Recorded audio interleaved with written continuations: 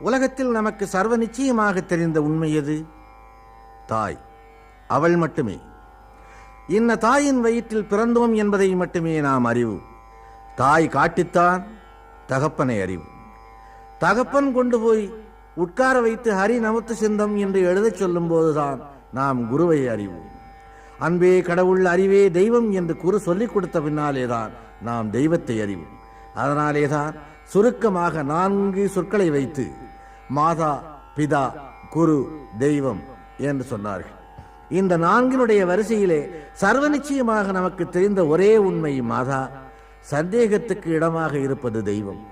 சர்வ நிச்சயமாகவும் சந்தேகத்துக்கு இடமாகவும் இருப்பது பிதாவும் குருவும். இவர்கள் இருவர் பற்றியும் சந்தேகம் எழலாம். இந்த சந்தேகங்கள் உண்மையாகவும் இருக்கலாம்.